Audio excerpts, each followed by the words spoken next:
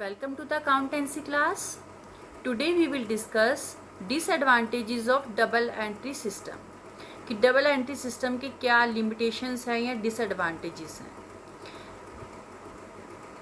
First disadvantage है इसका expensive system. जो डबल एंट्री सिस्टम है हमारा एक्सपेंसिव सिस्टम है. अभी एक्सपेंसिव सिस्टम क्यों है? क्योंकि डबल एंट्री सिस्टम में हमें बहुत सारी बुक्स क्या करनी पड़ती है, मेंटेन करनी पड़ती है. जर्नल मेंटेन करना पड़ता है, लेजर मेंटेन करना पड़ता है, सब्सिडरी बुक्स मेंटेन करनी पड़ती हैं.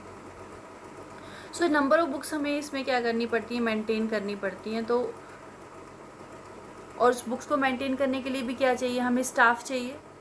ठीक है, उनको भी हमें सैलरी देनी पड़ेगी. तो इसलिए सिस्टम क्या है हमारा एक्सपेंसिव सिस्टम. नेक्स्ट हमारा डिसएडवांटेज है need of proper education and knowledge. अब जो हमारा डबल एंट्री सिस्टम है ये कुछ रूल्स पे बेस्ड है.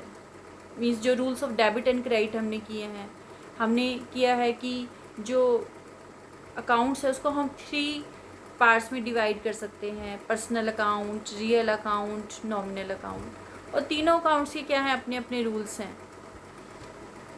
उससे पहले हमने उनको आइडेंटिफाई करना सीखा कि कौन सा अकाउंट पर्सनल अकाउंट है, कौन सा रियल अकाउंट है, कौन सा नॉमिनल अकाउंट है. फिर हमने रूल्स किए, personal debit the receiver, credit the giver. Real account के लिए हमने रूल किया debit what comes in, credit what goes out. Nominal account का रूल किया हमें debit all expenses and losses, credit all incomes and gains. So इन सभी rules को अप्लाई करना, इन सभी अकाउंट्स को की नेचर को हमें पहचानना, ये कॉमन मैन के नहीं कर सकता. उसके लिए क्या चाहिए, उस पर्सन को प्रॉपर नॉलेज चाहिए, एजुकेशन चाहिए, ट्रेनिंग चाहिए, तभी वो इस रूल्स को अप्लाई कर सकता है. उसके बिना वो इन रूल्स को अप्लाई नहीं कर सकता, इनको नहीं समझ सकता. Next disadvantage is no solution of errors.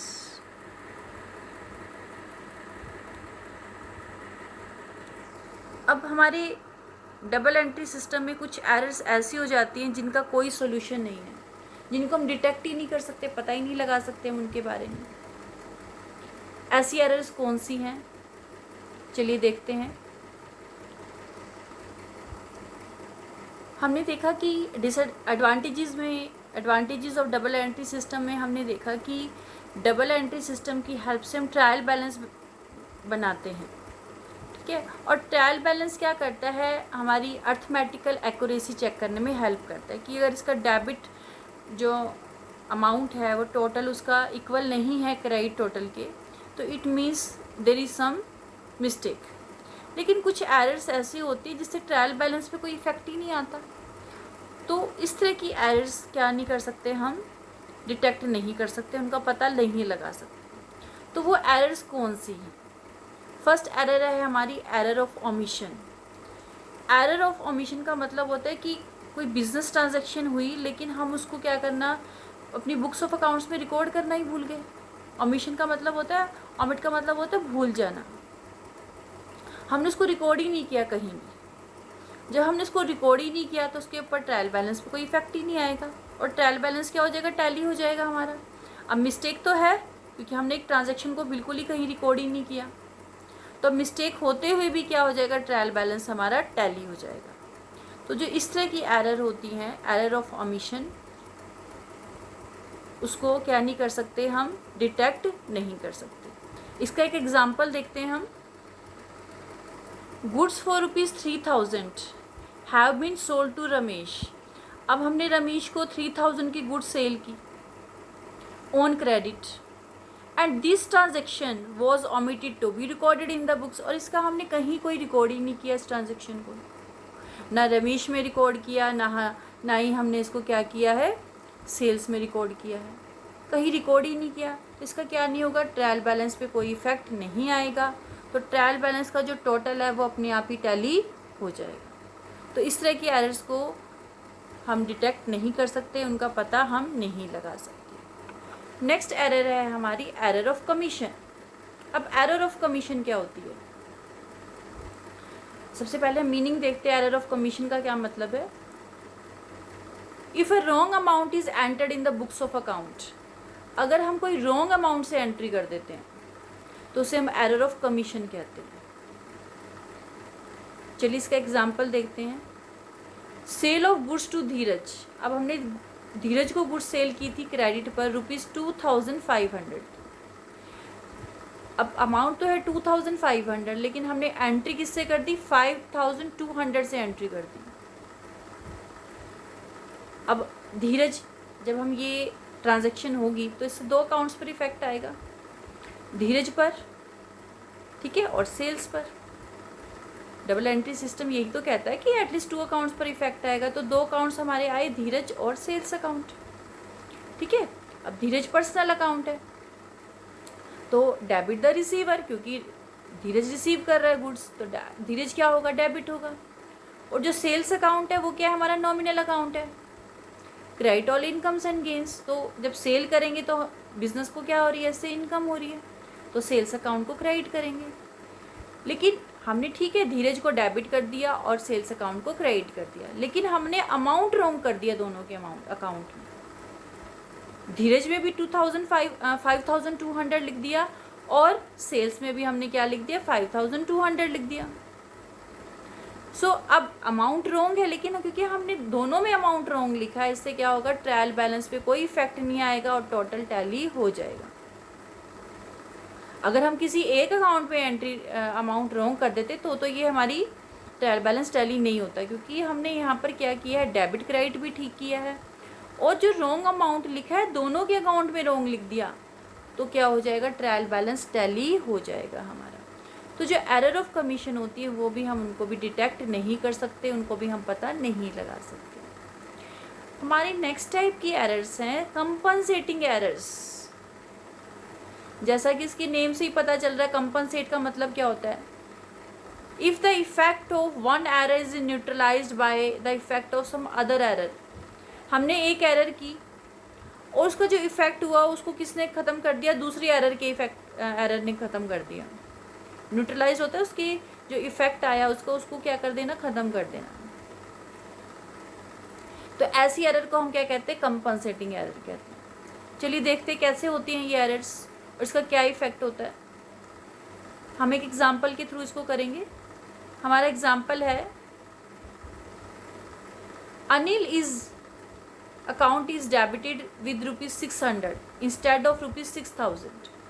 अब हमने अनिल के अकाउंट को डेबिट करना था 6000 से, लेकिन हमने डेबिट कितने से कर दिया, 600 से।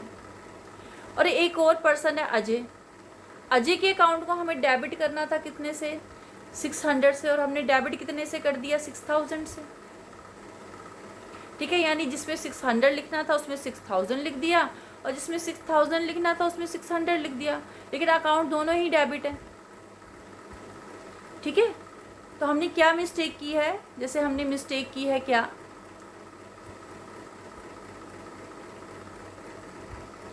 अब देखिए, हमने अनिल को क्या करना था, ये राइट का मतलब है हमें ऐसा करना चाहिए था, रॉन्ग मतलब हमने ऐसा कर दिया। तो देखिए, अब जो अनिल है उसको हमें डेबिट करना था 6000 से, राइट एंट्री ये होती, लेकिन हमने इसको डेबिट कर दिया 600 से। अजय को डेबिट करना था 600 से, हमने डेबिट कर दिया 6000 से। अब देखिए टोटल डेबिट तो 6600 ही होगा, दोनों अकाउंट डेबिट ही थे, तो अमाउंट तो टोटल डेबिट 6600 ही होना था, ठीक है। चाहे हमने क्या कर दिया, इसकी शफलिंग हो गई, 600 की जगह 6000 लिख दिया, 6000 की जगह 600 लिख दिया, लेकिन टोटल अमाउंट डेबिट तो 6600 ही हुआ। तो इस केस में भी ट्रायल बैलेंस पर कोई इफेक्ट नहीं आएगा, क्योंकि डेबिट तो टोटल 6600 ही दिखाएगा ये, ठीक है। तो इस तरह की जो एंट्री होती हैं, जो हमारी एरर्स होती हैं, कंपनसेटिंग एरर्स जिसको कहते हैं, उसका भी जो इफ़ेक्ट होगा वो ट्रायल बैलेंस पर नहीं आएगा और उसकी इस तरह की एरर्स को हम डिटेक्ट नहीं कर पाएंगे। नेक्स्ट एरर है हमारी एरर ऑफ प्रिंसिपल। अब एरर ऑफ प्रिंसिपल का क्या मतलब है कि अकाउंटेंसी के कुछ प्रिंसिपल हैं एंट्री करने के लिए, ट्रांजैक्शन को रिकॉर्ड करने के लिए। अगर हम उन प्रिंसिपल्स को फॉलो नहीं करते तो उसको हम एरर ऑफ प्रिंसिपल्स बोलते हैं। चलिए देखते हैं कैसे होती है ये एरर और इसका क्या इफ़ेक्ट होता है। जब हमने बेसिक काउंटिंग टर्म्स की थी तो मैंने आपको बताया था कि जो परचेजेस वर्ड है वो हम सिर्फ उन गुड्स के लिए यूज़ करते हैं जिस पे हम डील करते हैं, या उस मटेरियल के लिए यूज़ करते हैं परचेजेस वर्ड जो हमने फिनिश प्रोडक्ट बनाने के लिए क्या किया, फर्दर प्रोसेसिंग के लिए क्या किया, परचेज़ किया। अगर हम कोई और चीज़ ख़रीदते हैं या हम जैसे कोई फर्नीचर ख़रीदते हैं या मशीनरी परचेज़ करते हैं तो उसके लिए हम परचेजेस वर्ड यूज़ नहीं करेंगे। ठीक है, ये हमारा अकाउंटेंसी का एक रूल है, क्योंकि परचेजेस क्या है, हमारा रिवेन्यू एक्सपेंडिचर है। ठीक है, रिवेन्यू एक्सपेंडिचर क्या होता है, जिसका बेनिफिट हमें with in that accounting period में मिल जाता है, वो हमारा रिवेन्यू एक्सपेंडिचर होता है। और कैपिटल एक्सपेंडिचर होता है जिसका बेनिफिट हमें एक अकाउंटिंग पीरियड में ना मिलकर नेक्स्ट कई अकाउंटिंग पीरियड्स तक मिलता है, वो हमारा कैपिटल एक्सपेंडिचर होता है। तो चलिए एक एग्जांपल देखते हैं हम। इस एग्जांपल में क्या है, purchase of furniture is treated as an ordinary purchase. अब हमने परचेज ऑफ फर्नीचर किया, फर्नीचर परचेज़ किया है। अब हमारी डीलिंग तो फर्नीचर में नहीं है, फर्नीचर तो हमारे लिए फिक्स्ड एसेट है। तो जब हम फर्नीचर परचेज़ करेंगे तो क्या हम परचेजेस अकाउंट को डेबिट करेंगे? नहीं, हम परचेजेस अकाउंट को डेबिट नहीं करेंगे। फर्नीचर क्या है, हमारा रियल अकाउंट है, टेंजिबल एसेट है ये, तो डेबिट व्हाट कम्स इन, हम क्या करेंगे, फर्नीचर अकाउंट को डेबिट करना चाहिए था। राइट एंट्री क्या थी, फर्नीचर अकाउंट को डेबिट करना, लेकिन हमने क्या कर दिया, इसको परचेजेस अकाउंट डेबिट कर दिया। अमाउंट हमने राइट ही लिखा है, लेकिन हमने जो अकाउंट था वो रॉन्ग लिख दिया। अब परचेजेस अकाउंट किस हिसाब से डेबिट हुआ, परचेजेस अकाउंट हमारा नॉमिनल अकाउंट होता है, डेबिट ऑल एक्सपेंसेस, तो हमने इसको एक्सपेंस मान के डेबिट कर दिया, गुड्स मान के डेबिट कर दिया हमने इसको। लेकिन दोनों ही एंट्री में क्या है, डेबिट ही होना चाहिए था। राइट अमाउंट डेबिट हुआ है, सिर्फ अकाउंट का नेम हमने रॉन्ग लिखा है, तो इस वजह से क्या होगा, हमारा ट्रायल बैलेंस क्या हो जाएगा, टैली हो जाएगा, उसके टोटल पे कोई इफेक्ट नहीं आएगा। तो यहाँ हमने क्या किया, जो हमारा कैपिटल एक्सपेंडिचर था उसको हमने क्या मान लिया, रिवेन्यू एक्सपेंडिचर मान के एंट्री कर दी।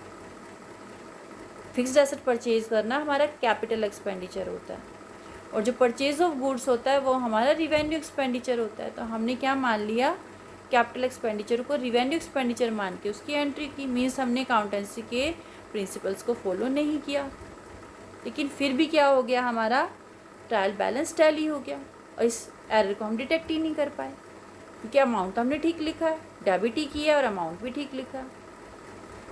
चलिए इसका एक और एग्जांपल देखते हैं।